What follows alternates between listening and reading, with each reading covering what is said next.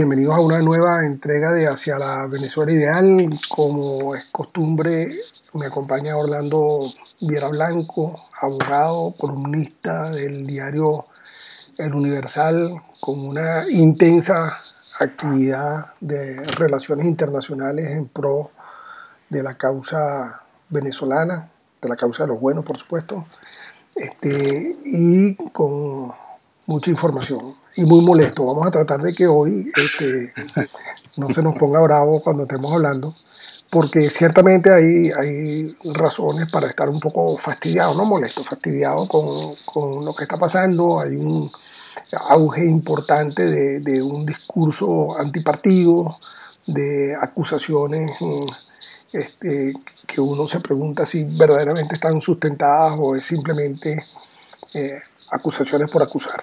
En todo caso, es una situación en la que tenemos que, como siempre recomendamos en este programa, tener los pies bien pegados a la tierra, porque bueno, la situación de Venezuela es muy difícil, sigue empeorando, y a pesar de ello hay algunos que dicen que Maduro tiene control del país. Yo no veo cuál es el control que tiene, pero bueno, hay que aceptar las opiniones de los demás. Bienvenido, Orlando, un abrazo.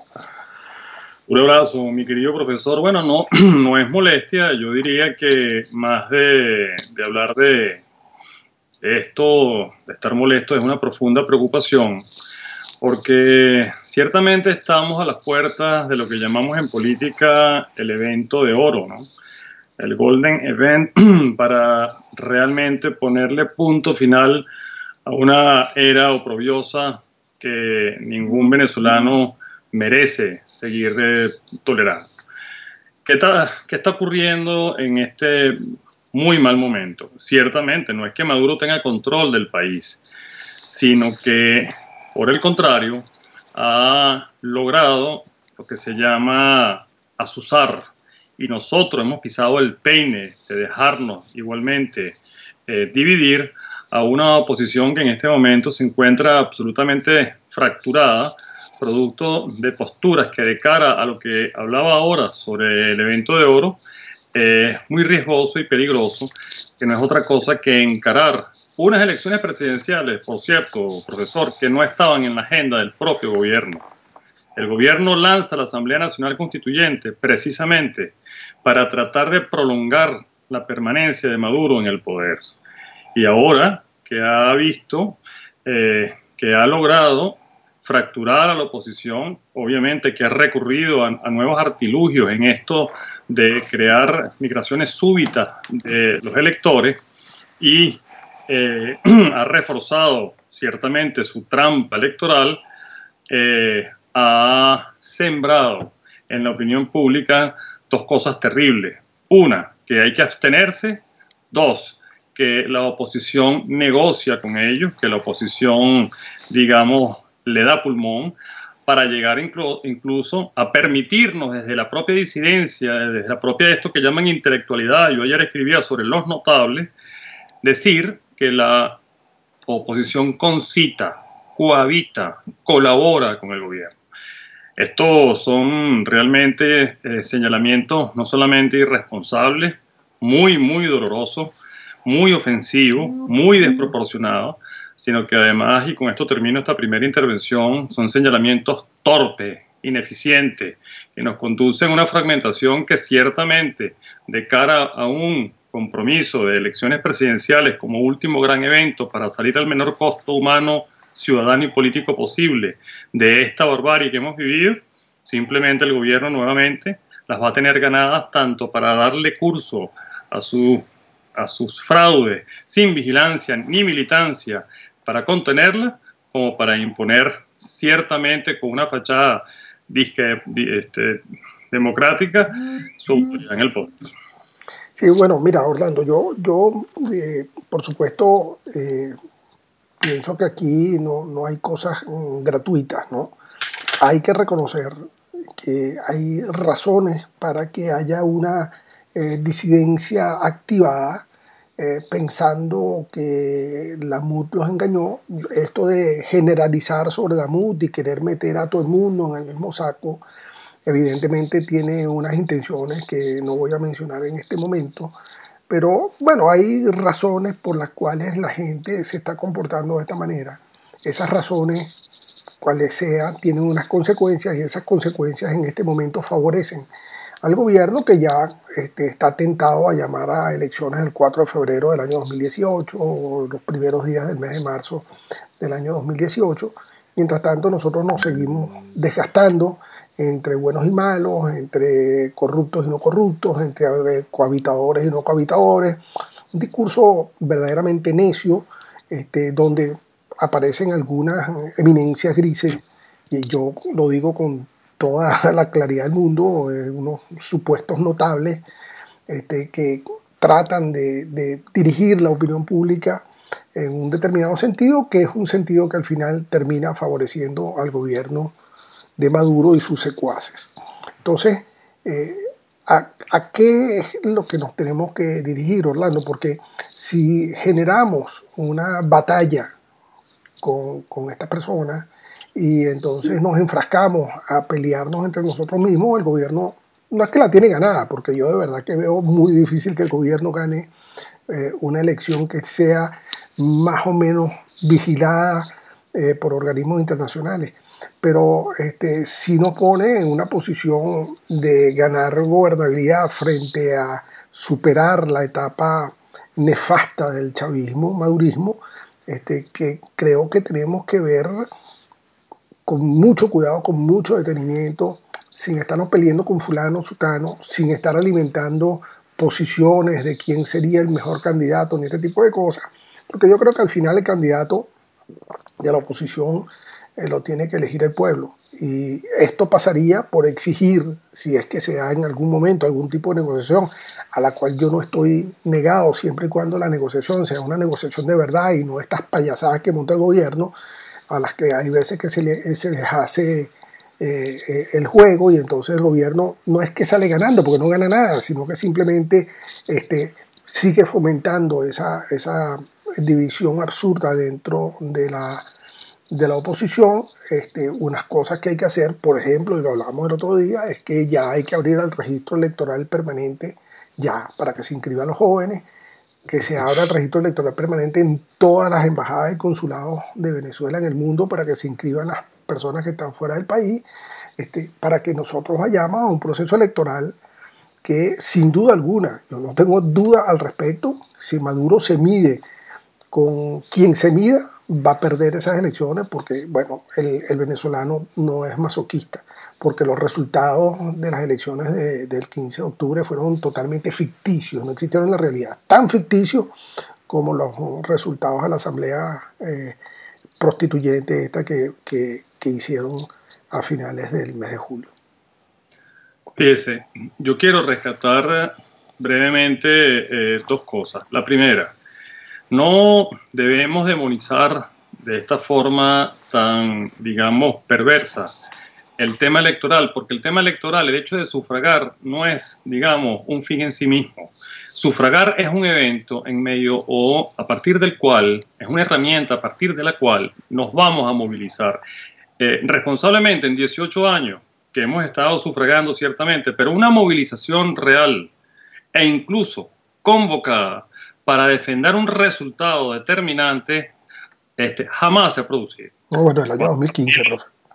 Bueno, pero en el 2015, quiero decir, la movilización para votar se produjo, pero no hubo necesidad de pronto de levantar y desbordar el evento porque de alguna manera se obtuvieron los resultados esperados. Pero cuando Capriles gana su elección contra el señor Maduro, que soy de los que piensa ha debido convocar esa movilización de calle para ir en defensa de esa victoria, pues no se hizo. Lo que hay que comprender es que esto que uno dice de tratar de salir al menor costo humano, social, político posible, sí supone una amalgamada y una contundente movilización ciudadana para votar y después para rescatar una victoria que además es una victoria a todas luces, porque como usted bien lo señala, no hay manera, no hay forma, ni con este CNE, ni que se inventen la que quieran, de lograr una victoria referendaria presidencial por parte del señor Maduro. Número uno. Número dos, mire, le digo también brevemente, Yo he estado viendo un programa, se lo comenté fuera de cámara, que es sobre leyendas del exilio, leyendas cubanas. Me llamó mucho la atención, por ejemplo, el relato de Agapito Rivera, un verdadero héroe cubano que por allá en los años 60, digamos, se lanzó a la contrarrevolución en contra de Fidel Castro durante más de 3 años en medio de montoneras, en medio de campos y cañas de azúcar. Vio morir a 7 de sus familiares, entre ellos hermanos, en manos de la dictadura cubana. El pueblo cubano, habiendo conocido todos estos acontecimientos, las nuevas generaciones, incluso las viejas, poco, de pronto, no es que no le rindan gratitud, sino que la memoria es corta. Y esto nos está pasando también a los venezolanos. Nosotros no recordamos que hasta hace poco, y sigue sucediendo, hemos tenido presos políticos torturados, malogrados, a quien se les acabó una vida. Nos olvidamos muy pronto de lo que le sucedió a Brito, del general Vivas. Nos olvidamos incluso de que hasta ayer estuvo López más de 3 años preso en una celda absolutamente aislado. Nos olvidamos que Goicoechea acaba de salir también de una celda que llaman La Tumba, y un largo etcétera. Entonces, esto de satanizar las negociaciones que a veces forzan a unos individuos que los quiebran y los doblegan en una circunstancia muy morbosa y muy dolorosa y muy, además, elaborada, es muy injusto. Es muy injusto y tenemos que tratar nosotros, los venezolanos, de reactivar no solamente la memoria, sino los sentimientos de gratitud. Entonces, conclusión de este segmento. Número 1, señores, tenemos que reunir y relanzar nuevamente la unidad democrática. Los políticos tienen que relanzar un consenso. Tenemos que sentarnos a consensuar, a dialogar con nosotros mismos.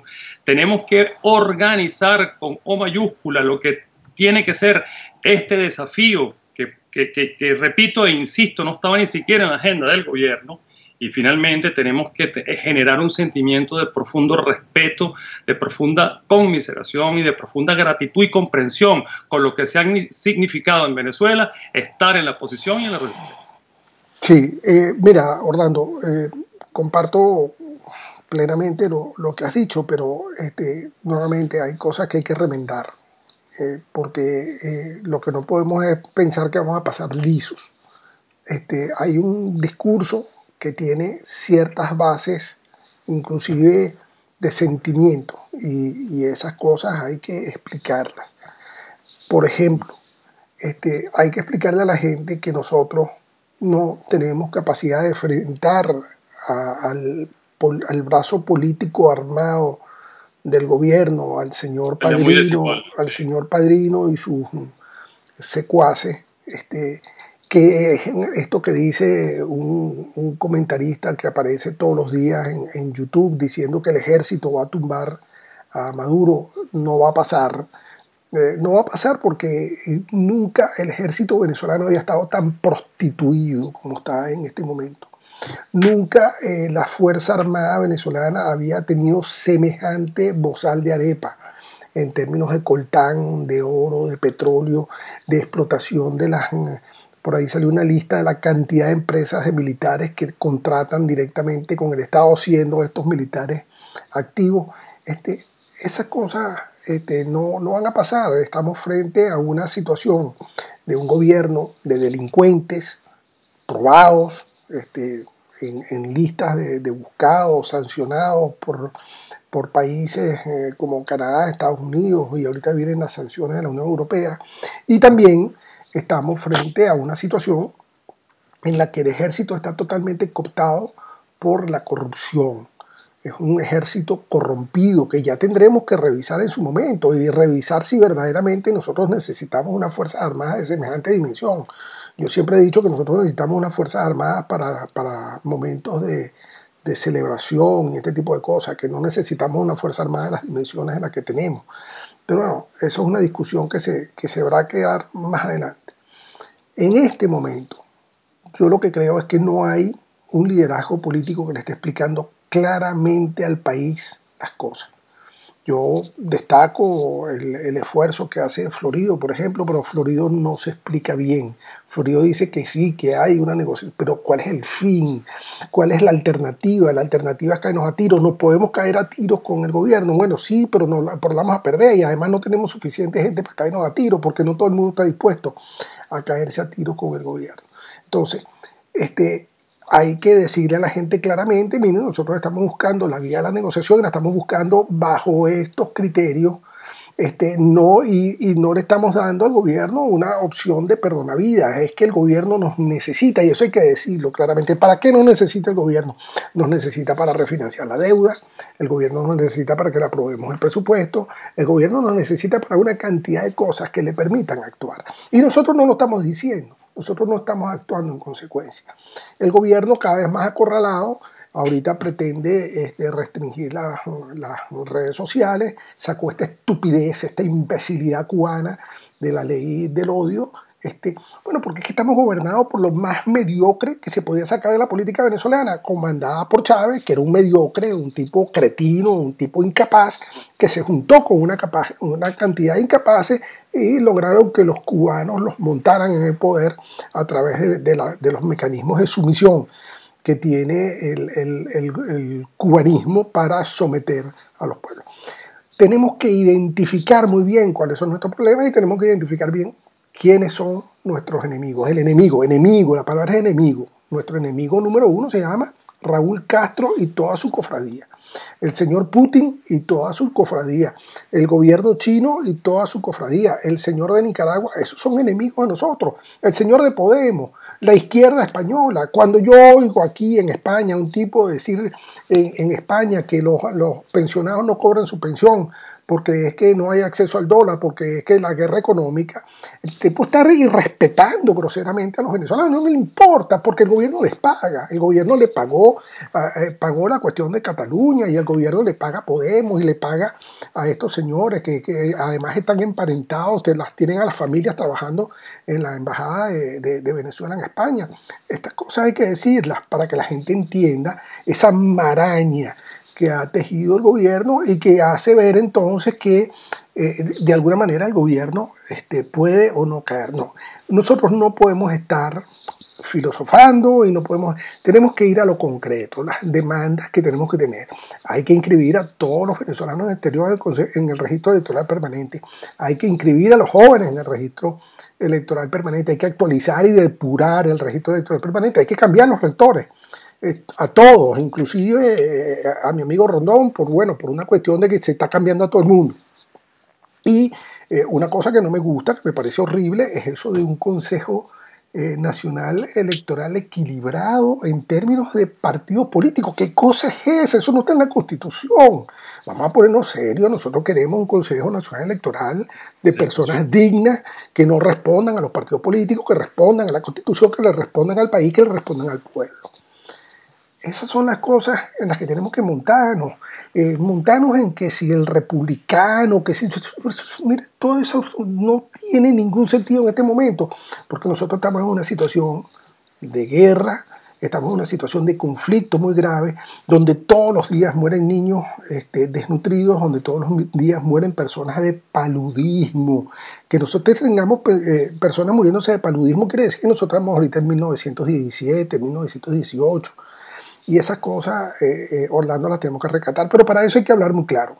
¿Tenemos un liderazgo dispuesto a hablar claro? Bueno, estoy totalmente en línea con esto, hay que comunicar mejor. Yo agregaría a este retorno que hemos tenido, por cierto, del programa y por lo cual hoy nos estamos permitiendo unos minutos más porque la situación no deja de ser muy compleja, agregar a lo que usted ha dicho dos elementos que son impostergables, colocarlos en agenda. Uno, es necesario que los actores políticos, repito, reconstruyan la unidad y un consenso inteligente. Un consenso inteligente pasa por lo que usted acaba de comentar.